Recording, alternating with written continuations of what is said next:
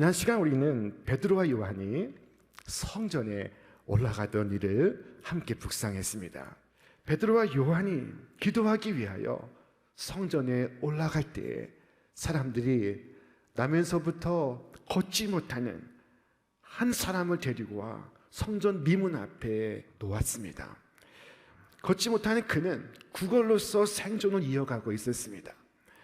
그럼 나면서부터 지금까지 40년 동안을 걸어본 적이 없습니다. 베드로와 요한이 그 자리에 서서 그를 바라보며 말했습니다. 우리를 보라. 내게 은과 금은 없거니와 내게 있는 것으로 내게 주노니 나사렛 예수 그리스도의 이름으로 일어나 걸으라. 이것은 명령이지만 또한 기도였습니다. 주님께서 우리에게 말씀하셨습니다. 나를 믿는 자는 나의 하는 일도 저도 할 것이요 또한 이보다 큰 것도 하리니 이는 내가 아버지께로 가미니라. 너희가 내 이름으로 무엇을 구하든지 명하든지 내가 시행하리니. 자, 오늘 이 안진뱅이에게 외친 베드로의 선포에는 아주 중요한 뜻이 담겨 있습니다. 그것은 은과 금은 그의 문제를 연장시킬 뿐 그의 문제를 해결할 수가 없다는 것입니다. 많은 사람들이 해결해야 할 육신의 병, 마음의 병, 영혼의 병을 짊어진 채 은과 금을 구하며 살아가고 있습니다. 하지만 문제는 돈으로 해결되지 않는다는 것입니다. 베드로는 주저앉은 자에게 은과 금은 내게 없거니와 내게 있는 것으로 네게 주노니 곧 나사렛 예수 그리스도의 이름으로 일어나 걸으라 라고 말했습니다. 그때 40년 동안 묵혔던 문제가 단번에 해결되고 있었습니다. 문제의 연장이 아니라 문제의 해결이 이루어지고 있었습니다. 은과 금이 한 것이 아닙니다. 나사렛 예수 그리스도의 이름으로 이룬 것입니다. 여러분, 이처럼 주 예수를 믿는 믿음이 내 삶에 놀라운 일을 날마다 이루어가기를 축원합니다. 이 믿음은 나로 말미암은 믿음이 아닙니다. 이 믿음은 예수로 말미암은 믿음입니다. 예수를 통해서 난 믿음입니다. 여러분, 나로 말미암는 믿음이 아니라 예수로 말미암는 믿음으로 주님께 나아오시기를 바랍니다. 오늘도 우리 구주 예수는 살아계셔서 주님을 믿는 자에게 응답하십니다. 주님의 이름을 부를 때 주께서 말씀하십니다. 사도행전 곳곳에는 주의 이름으로 구원받고 병고침 받고 문제 해결을 받는 역사를 끊임없이 발견할 수가 있습니다. 그들은 예수 그리스도 이름으로 구하였고 예수 그리스도의 이름으로 기적을 행하였습니다.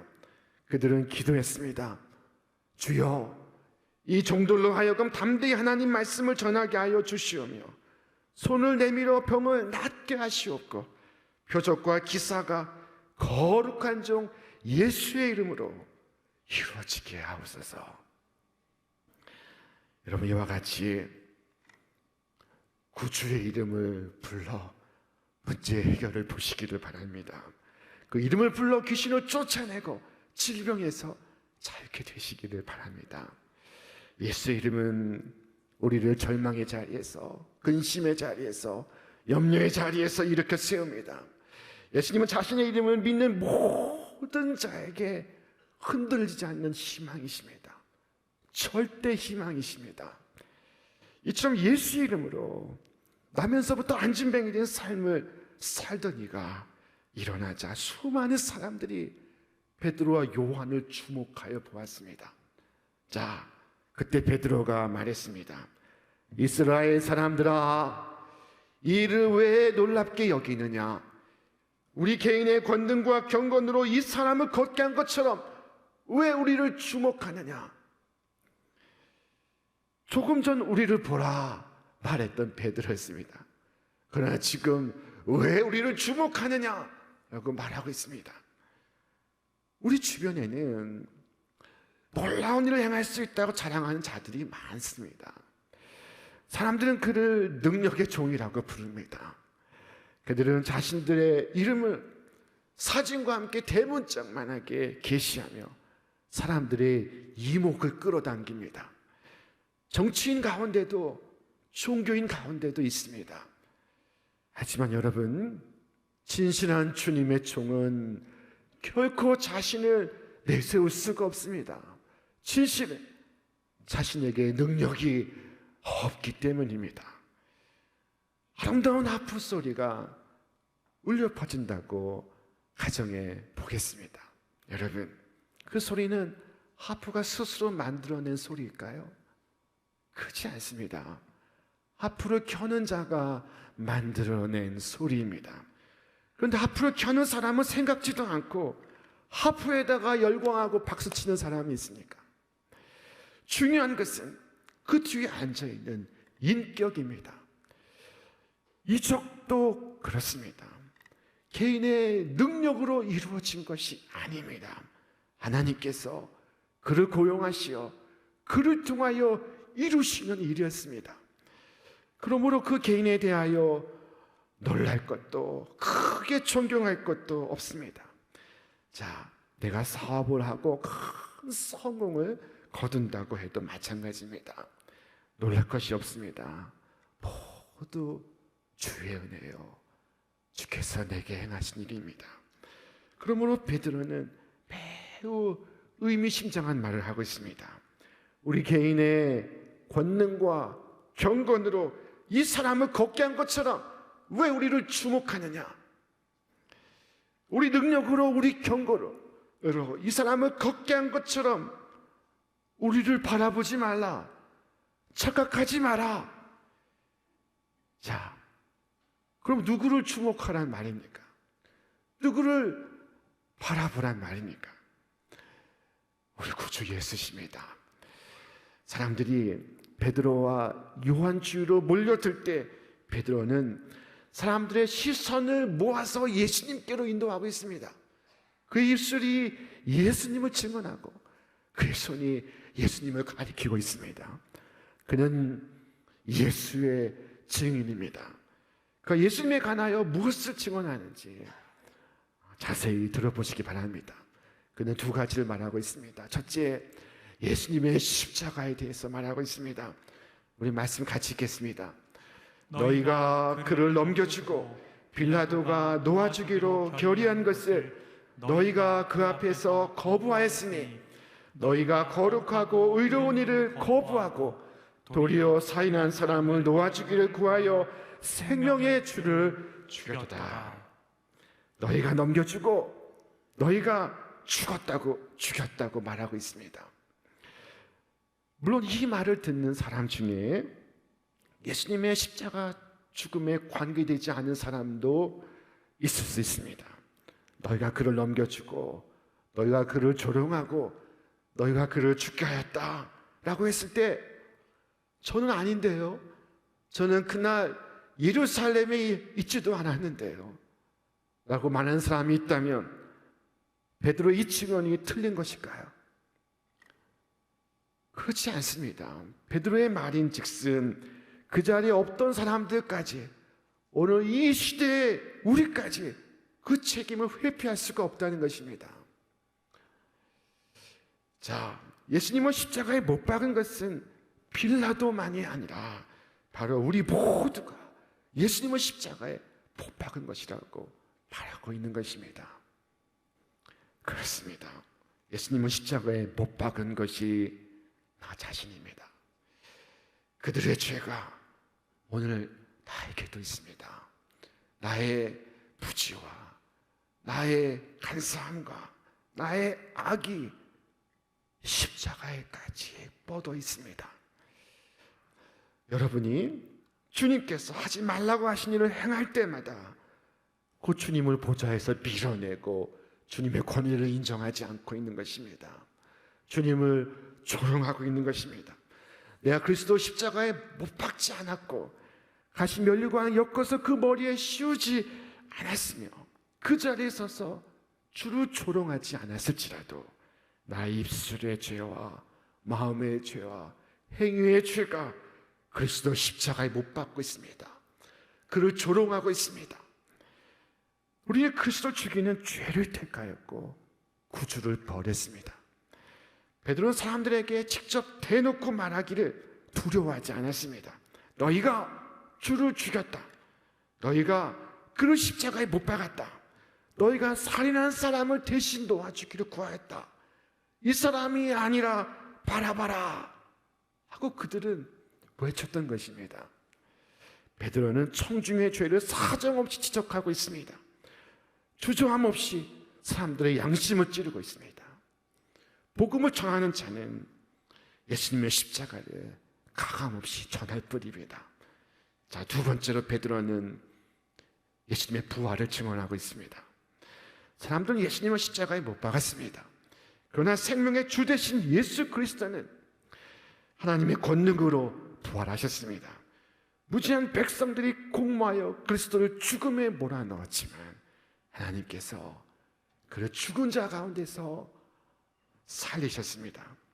그 예수님께서 오늘 이 사건 속에 나타나셨다는 것입니다. 안진뱅이를 일으킨 것은 내가 아니라 부활의 주님께서 하신 일이라는 것입니다.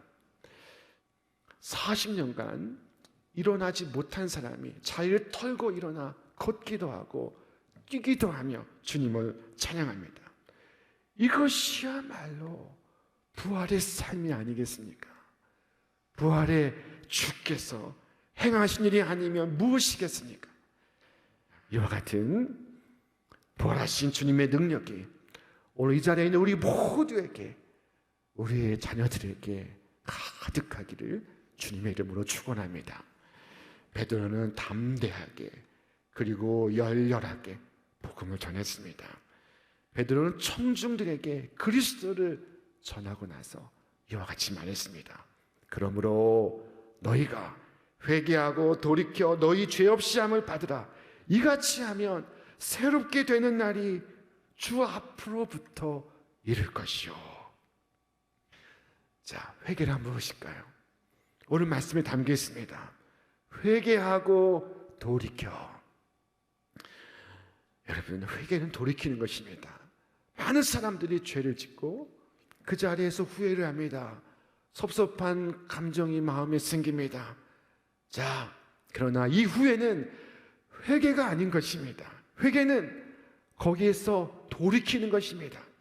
자신이 죄를 지은 다음에 그것이 죄인 줄 알아서 그 자리에서 빠져나오는 것입니다. 온전히 돌아서는 것이 회개입니다.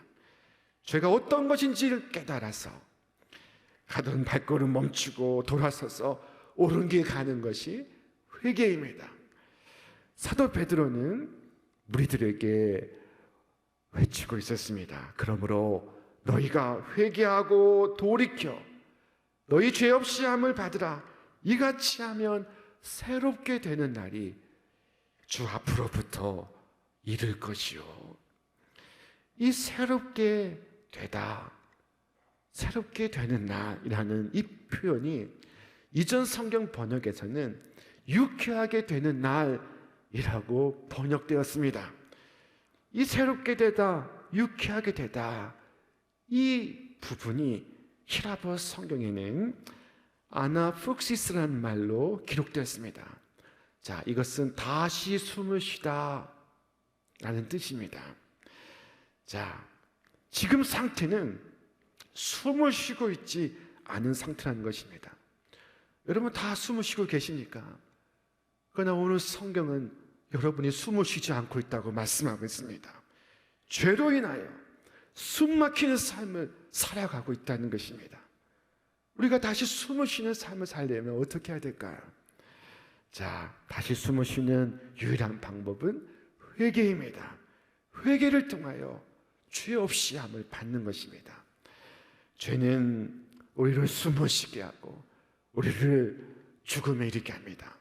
그러나 회개할 때 우리를 질식케 하는 죄가 제거됩니다.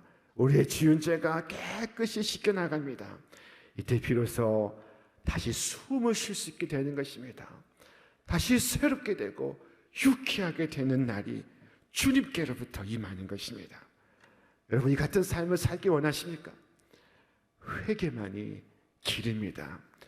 새롭고 유쾌한 삶은 회개하고 돌이킴으로써 얻어지는 것입니다. 회개하고 주님께로 돌아오면 상상치 못했던, 꿈에도 그리지 못했던 유쾌한 순간이 임합니다. 그것은 주님께로부터 오는 것입니다. 이것을 잊지 않으시기를 바랍니다. 오늘 성전 앞에서 일어난 이 놀라운 기적 후에 많은 사람들이 베드로를 주목했습니다. 그때 베드로는 왜 우리를 주목하느냐? 라고 물었습니다. 자, 여러분, 다시 한번 우리가 바라봐야 할 분은 누구입니까? 사람이 아니라 예수입니다. 기적이 아니라 예수입니다. 십자가의 예수, 부활의 예수를 날마다 바라보시기를 바랍니다. 놀랍게도 우리는 이 예수님을 바라보지 않고서도 교회를 다닐 수 있습니다. 이 예수를 바라보지 않고서도 예배를 드릴 수가 있습니다. 이 예수를 바라보지 않고서도 성경을 읽을 수 있고 기도도 할 수 있습니다.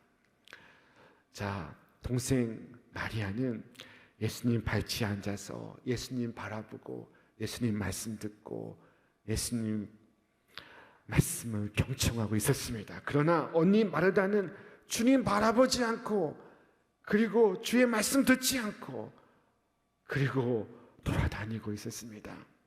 자, 그러면서도 예수 잘 믿는 사람이라고 착각하고 있었습니다. 이것이 무섭습니다. 우리가 주님을 바라보지 않기에 주를 믿는다고 하면서도 주저앉고 넘어지고 시험에 빠지고 낙심합니다. 여러분, 오직 순간순간마다 주님 바라보시기를 바랍니다. 베드로가 그 어두운 밤에 바람이 일고 풍랑이 부는 그 바다를 건너갈 때 주님만 바라보고 걸어갔습니다.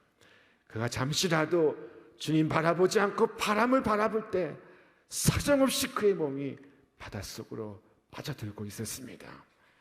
여러분, 주님만을 바라보아야 합니다. 사람이 아닌 주님만을, 기적이 아닌 주님만을 바라보시기를 바랍니다. 기적을 바라보며 주님을 따르지 말고 주님을 바라보며 주님을 따르시길 바랍니다. 그러면 돌아온 삶이 순간순간마다 기적이었음을 깨닫게 될 것입니다. 우리나라 최초의 시각장애인 박사가 있습니다. 그는 조지 부시 미국 행정부에서 백악관 국가장애위원회 정책 차관부를 지낸 강영우 박사이십니다.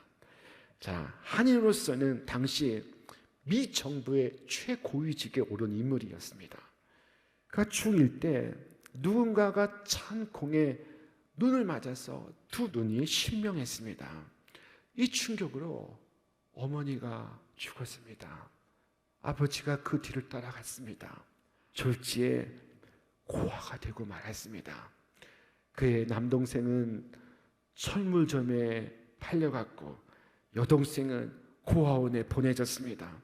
그는 맹인 재활센터에 들어갔습니다. 그가 훗날 이와 같이 고백했습니다. 만약에 제 눈을 하나님께서 뜨게 해주셨다면 저는 소년 가장이 되었을 것입니다.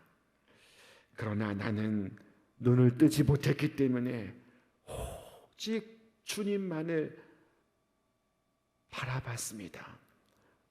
오직 주님만을 바라볼 수 있었습니다.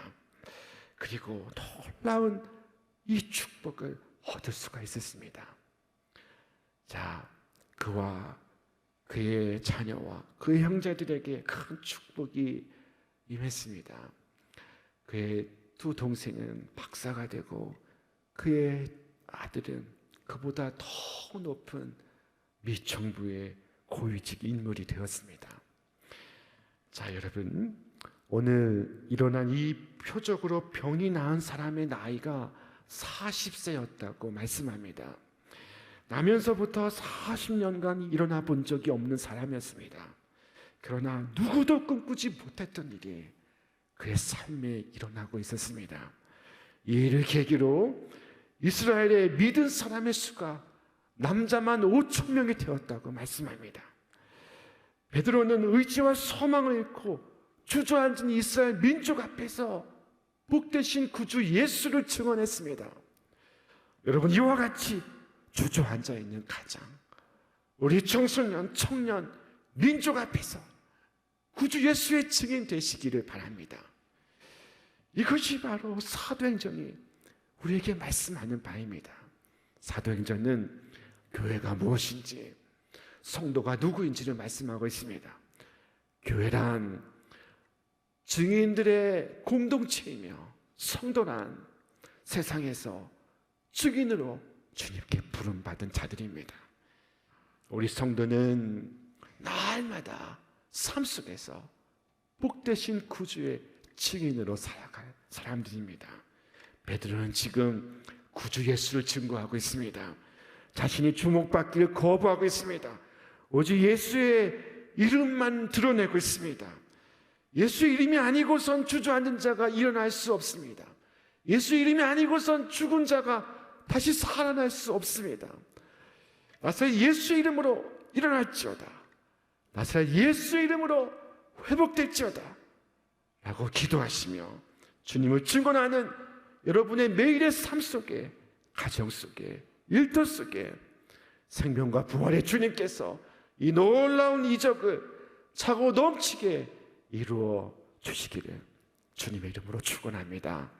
축원합니다.